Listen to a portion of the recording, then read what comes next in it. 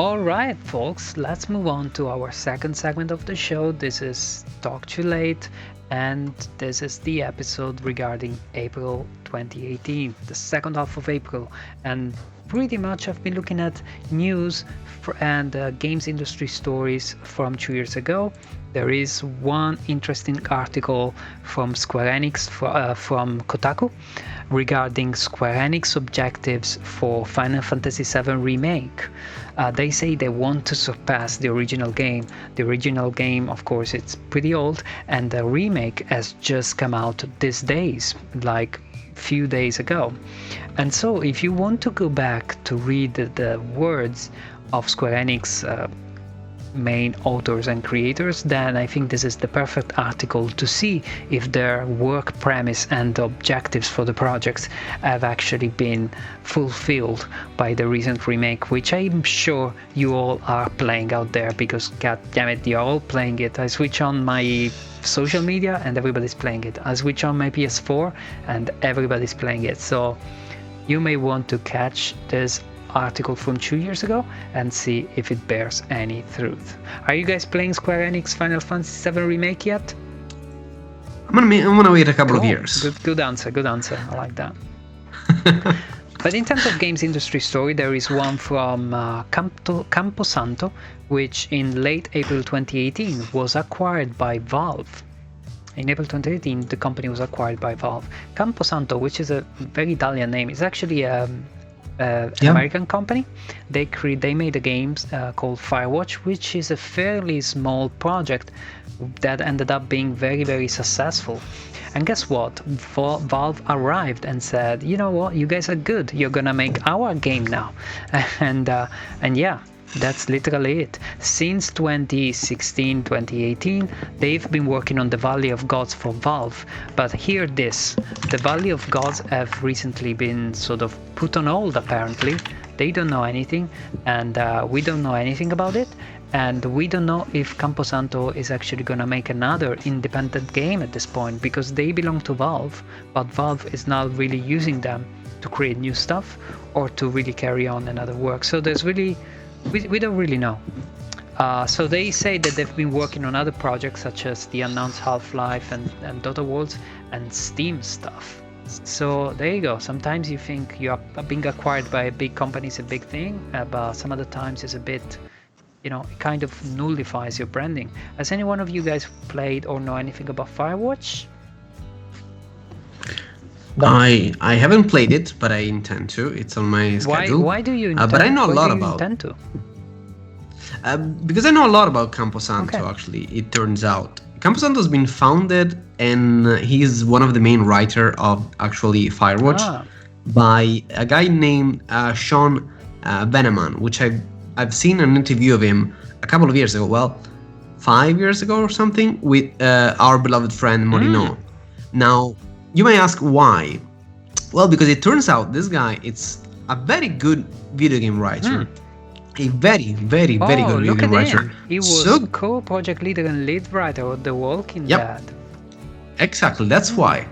He wrote the first season of The Walking Dead, which is, to me, still one of the best written video games that I played in this decade. He wrote the third episode of Tales of Monkey Island. Yeah, which is one of my favorite Monkey Island. Well, I mean, there's a lot of stuff that I like from this guy. I really love him. And in the interview with him, Molino, it's brilliant. I really suggest you guys to watch it. It talks so much about game development and game writing. It's very inspiring. But this guy was really, really good. In fact, when he left Telltale, they struggled. They struggled to make a sequel. And every sequel after that was very much diluted. It lacked its magic writing, or maybe most of the stuff was gone, so maybe it was a combination. So I followed this guy, and I followed him so much that I learned that he was working on Firewatch, which I will play eventually. Very, very nice. I know now that they've been working on Half-Life Alyx, and apparently, to hear Gabe Newell himself in an interview, Valve and Campo Santo met because they were working really close by in the same area. They hang out for a little while, and then they really liked each other as people. And then they just said, "Oh, why don't you come up and just work for us? Just do some stuff for us. You're not doing much." So I think this really is a very positive aspect of game development, and I get a lot of positivity from these guys, and what's happening now. Right. So this writer is involved in Half-Life Alyx, so Yep. that's reassuring for the project, which apparently is also receiving warm previews. Looks to be amazing. I heard. I'm trying to not get any spoiler Also don't get at too all. excited, Mick. It's a bad habit to get excited about stuff. Yeah, I know. Exactly. I try not to, but it's so hard. We're gonna go back to it. So anyway, this is what happens sometimes. We're gonna move on to the next news, which is, again, from the 26th of April 2018, Nintendo changed its new president, also changed the European Nintendo of Europe president. Why did I make room for this article? It's kind of really not really that interesting per se, but one statistic kind of struck my attention here, and it was that in 130 years, Furukawa is only the 6th president of Nintendo. So Nintendo had to change because the Satoru Iwata died. You'll remember Satoru Iwata died in 2015, and so they had to put in this guy, which kind of sort of led the ship during this transition from Iwata to the arrival of the Nintendo Switch. And now that the Nintendo Switch is on its way, they have a new president in Shuntaro Furukawa. And this president is probably going to be sitting on the helm of Nintendo for the next, 20, 30, maybe 40 years, because he looks to be young. And he's 46, very young. Well, he's 48. Which one is the one on the right? He was 46, 48. Yeah. Very Iwata. He looks like Iwata a bit, so maybe he's gonna try to keep a certain continuity with what Iwata had in mind, which has been spearheaded by this guy in the past, in the 2 years after the passing. So he has been on top of Nintendo as a head of Nintendo for like a little bit of time, like 2 years and a half. But he oversaw the ending of 2 years and a half. Yeah, he oversaw the ending of Wii U and the start of Nintendo Switch. So he probably did a decent job. And now Nintendo changed again. For the second time in few years it's president, and it's probably gonna stay for a very long time. But yes, the statistic that really struck my attention was that this was the 6th change of president in 130 years. That's crazy. That's an average of like 30 years per president, and you have to count the fact that Satoru Iwata died, so you had to change straight away that guy, and then they had to get this guy for the long run. So they did 2 changes of president unnecessarily. Well, by surprise, because if Iwata's passing due to an illness. But in reality, it would have been like 5 changes of president in 130 years. That means that, numerically, each president stays for a very least 30-35 years as president. That's incredible. Yeah, it's basically a family. Oh, it's basically family company. It's basically a family. Kind of like Yakuza. I didn't want to say family that, business. It looks very much like the sort of organization that are really, Yeah. just saying. With that, can you check who was the president when the N64 needed to be released? it was the guy before Iwata. It was So the guy before Iwata and Iwata have like basically shaped our childhood. Yes, the guy before Iwata was still a guy from the family, because until Iwata, it was Furukawa is only the 6th president, and it follows 3 generations of founding Yamauchi family. Ah, okay, it's staying. So basically, okay. it's been Yamauchi family for 3 generations, then Kimishima, then Iwata, and then Kimishima. So Iwata was the 4th president in 120 years, something like that. So it was the first president out of the Yamauchi family. I hear barkings, so that's great. But yeah. Is that a dog? Yeah, I hear you. I hear dog barkings on the back. But yes, that's the That's the story. Anyway, guys, let's move on. We're gonna go back to a different kind of article. There's a couple of articles about the Nintendo Switch being hacked. Prosil, do you know anything about Nintendo Switch being hacked? Is this something that you've come across? Look at that, Linux. Yes. Do So you can hack it. You can run any kind of game from PS1 to PS3, PS4. Not sure about the PS4, but you can definitely hack and play games from PS3 as well. Nintendo Wii, absolutely, you can hack it. I don't know about the consequences. Of course, I mean it's illegal, but I'm amazed that. So the hardware is still open and crackable because 2 years ago they announced that this was an absolute security nightmare because it could not be fixed. And the reason why it cannot be fixed is that the bug, the security flaw, is actually inside the NVIDIA Tegra, the chip. So it's not a hardware flaw, it's something that it's an hardware issue of the chip. They are exploiting an issue of the NVIDIA Tegra X1 chip. Nintendo and NVIDIA are fully aware of the exploits available, and while they cannot stop current Switch console from being compromised, they can attempt to shore up the OS at the software level. Yes. Anyway, doesn't look like piracy is gonna happen anymore like it happened back in the PS1 times. I think, I don't know, users are more conscious, and possibly to buy a console that costs £300, $400, you don't want to break it. You don't want to take the risk. No, you don't want to take the risk, of course. I don't think piracy is actually really a thing, but not anymore. We made a whole episode about piracy. You can go and check it out on our YouTube playlist. But this has happened. And it just shows that sometimes it doesn't matter how much effort you put into it. Consoles are still gonna be counter and reversed engineers, and that's normal in a way. But on the positive note, I don't think that this has really poisoned the industry. Sometimes when you have piracy, it can really kill the profits of console, but it didn't, it seems, for Nintendo Switch, and that's a good thing. I actually don't remember a console that died because of piracy. No, but what I meant is that, sorry, it didn't die, but what I meant is that piracy would proliferate. Like, this happens, like PS1, and everybody will get it. And it's been less and less so, and now that the Nintendo Switch is like that, it's still, I don't see the hacking being proliferating, but maybe it's just me.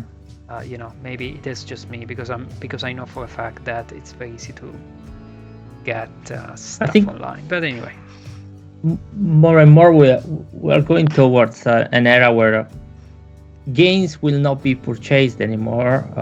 You will just, that will be more accessible to everybody. We'll just subscribe at some point. Anyway, moving on, we are gonna have a look now at our sales charts. Guess what? God of War was the number 1, Far Cry 5 was the number 2, and third was Nintendo Labo Variety Kit. Can you believe it, guys? Can you believe that it actually surpassed barely? FIFA 18? Amazing. Whoa, it beat FIFA. FIFA, that's true. The Nintendo Labo beat FIFA. I mean, that's the big news of... This one is for 2018 or just the April? Full chart of top 10 of, I think it's gonna be April, but it probably April, because number 1 is the game that released in April. So yes, it's the charts of April. All right. I forgot to say that the article arrived on the 30th of April, so this is probably the chart of the last week or something like that.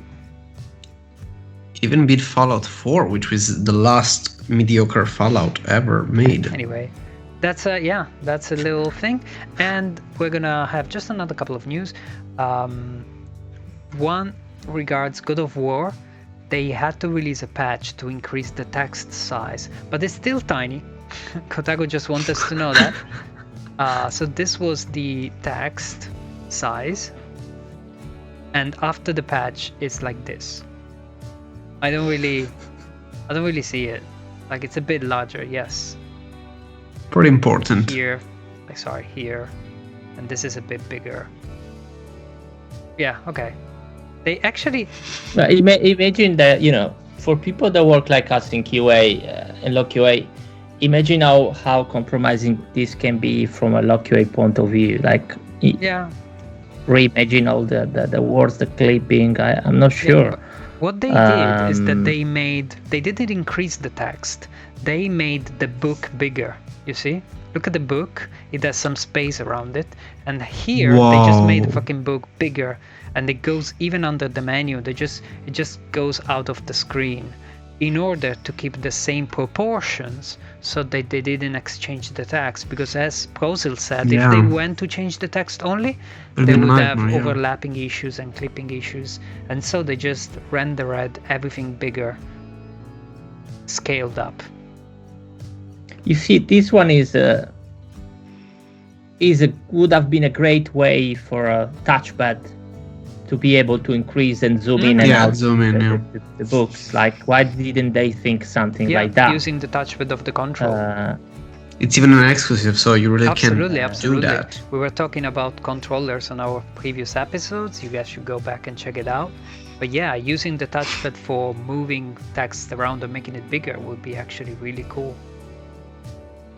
We're going to move on to the next article, and then we're going to talk about Discord together with Mick, especially because he's a big user of it. But before we do that, I just want to mention that Albert Panello, a Microsoft veteran, left Xbox division and left Microsoft 2 years ago after 18 years.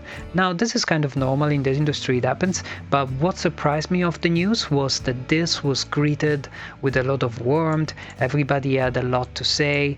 Major Nelson commented online. Phil Spencer commented online. He even tweeted about it and said a comment: "Best of luck, my friend, it's been great, blah blah blah, thank you, goodbye." And this is the mood in the Microsoft house when people are leaving. On the other end, there is Sony, which has been they disappear forever. Disappear, nobody says anything, and there is no tweet. Like, you have incredible people like leaving, just from the big presidents or down to Joe Corsi or whoever middle management they have that run operation at certain level for certain third parties, etc. And they just go and they have to tell themselves to the people, like, yeah, I'm leaving, by the way. There is no official statement from the company. It's just a very different mood, and I wanted to highlight it by bringing up this article. We're gonna wrap up with a bigger discussion of the second segment of this week's show, which is Discord 2 years ago arriving to 90 million PC users. And they say, well, 90 million PC gamers can be wrong because this software must be good. And I've been using Discord a little bit, but I just don't get it. I don't get what good it is and why people use it. In fact, I found it to be a bit confusing. There are rooms inside rooms, and then everybody talks, and who am I supposed to really follow? There's so many little dots attracting my attention because people posted messages. I don't get notified. What am I supposed to do with that thing? You're just old, don't worry. Am I old? Old. Why? So my question for you, Mick, is why is Discord good? It's not that it's good, like it's that it's the most popular, as the article says. Why? Before Discord, there used to be other programs, and the most famous was before that TeamSpeak. Oh yes. Now, if you were on PC, whatever you were playing, TeamSpeak was the way to go. TeamSpeak was a nightmare. There was rooms and rooms, and inside every room there were tiny rooms and servers inside it. It was not that intuitive, and you could just talk. I think there was chatting to it at some point, but you could just talk, and it really was nothing great, and I never really liked it, but it was the most famous and everyone had to use that for some weird reason. And then Discord came out all of a sudden, and then it gives you emotes, it gives you dedicated rooms, it gives you ability to write in fancy way, even adding spoilers here and there. It has a lot of built-in functionality with gaming, with streaming, and with devices, with mobile, and I think it became famous fairly quickly because of that, and now that it's famous, it's the one everyone uses. It's incredible. It came out in 2015, and in 3 years, from 2015 to less than 3 years, from May 2015 to April 2018, 2 years and 11 months, they went from 0 to 90 million. Incredible. It's very integrated, and everyone has one now. So, like every company, every indie game developer, they can really follow, their followers, and in the Discord channels, and they really listen to you. They really write you back. It's pretty new, and it's pretty explosive, and it works. It's not good, but it works, and everyone has it. So I guess that's the charm of it. Unbelievable. It's unbelievable. We're gonna actually look in the last 2 years at Discord. How many users does Discord have? How many users? I bet double. I wonder, like 90 users, but 130 million users, the last estimate, but we don't know. Total member count, do we have a way to see the total member count? That would be interesting. Let's have a look at the last month. 250 million. Wow. Jeez. More than double. Damn. Okay. That is... Look at the difference 2 years make. To tackle spam. It's free, like they're making money with a free app. Do you have it? Like, they're banning millions of accounts to tackle spam.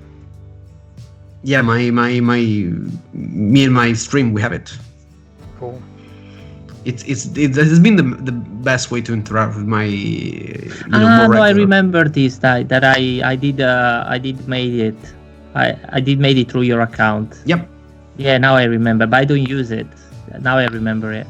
Yeah, I think it's very convenient for me to talk with my viewers, and we exchange food porn images, or like they post me videos to react about. I don't think I could use anything else for the things that Discord does, but we'll see in the future. Look at that. 90 million April. 130 million May of the same year. Look at that. What? Yes. Oh, really? Look at that. Whoa. It's like a month later, 40 million user. Unbelievable. From April to May, exactly one calendar month, they grew up 25%. Well, a little more. 30. Pretty ballsy. Incredible numbers from Discord. I still don't get why it's preferred, because you know what? And then they doubled that in a year. What I don't get about Discord is that I have a lot of interests. So if I use Discord and I tell people that they can find me on Discord, then I need to have it open all the time. Because when I open it, it's hell. There's so many things going on. There's so many rooms. I mean, it's more like like a graffiti place. Somebody goes and writes something, and if someone else write back, it's not a chat. I don't consider it as a chat. It's more like, well, let's talk about this maybe. But there are too many walls. Why do I join a server and then the server has so many rooms? The server has rooms to don't go off topic. Like on the general room, we may talk about general stuff, but like the dedicated, let's say, like I am an introvert. If I see all these rooms and nobody is actually saying anything, I'm never gonna say anything, and then these rooms are gonna be useless to me. Oh well, yeah.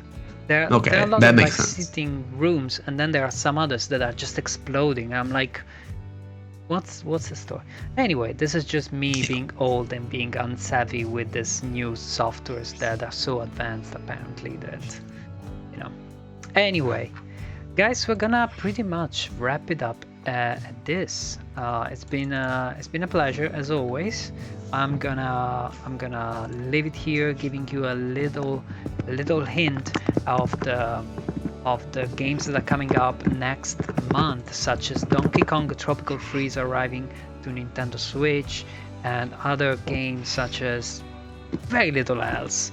But I want to say already and sort of anticipate for everybody that next episode is gonna have a very interesting second segment, which is gonna be our spoiler cast special episode about Metal Gear Solid 5 The Phantom Pain.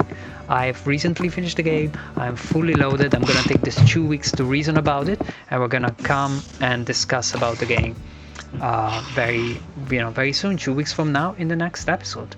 With that, I'm gonna leave you guys to say your byes and thanks, and if you guys wanna give your coordinates and let people know where they can find you, do so now.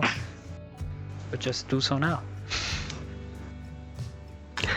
Okay, so I'm Prosil. You find me at twitch.tv/Prosil. You play too much.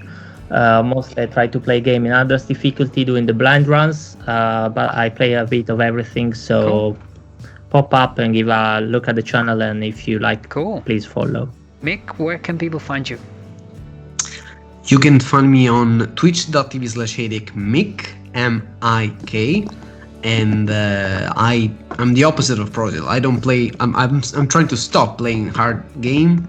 I'm very relaxing and very enjoying video games. We're trying to finish Resident Evil 3, and I'm trying to play some Call of Duty, the Battle Royale one, Call of Duty Modern Warfare, a little bit. It's fun. It's and then a lot of just chatting. So come and check me out. And for what regards me, I am Game Too Late, and you can find me on Twitch, you can find me on Facebook. Most importantly, you can find this show on YouTube at the Game Too Late channel on YouTube. Remember that you can also follow this podcast in podcast form in Apple Podcast on your iPhone, your Mac, or your iPad, and you can also find it on Spotify if you are an Android user or Windows user. And make sure you follow the Facebook page where I try to be fairly active, and you can also find my streams on Twitch. As you can see, I've been playing a lot of Metal Gear Solid 5, and we're gonna go talk about it so very much in the next stream, because boy, we gotta talk. We gotta talk Yes, we do. About yes, these things here. That's spoiler. My God. By the way, if you're watching this on YouTube, don't forget to leave us a like and subscribe and share guys, the video. Thank you very much for your time this week. We're gonna see each other again in 2 weeks, and thanks to everybody for following the channel, for commenting, for leaving a thumbs up, and I wish you guys a happy second half of April 2020. Thank you. Take care, guys. Bye, guys. Bye.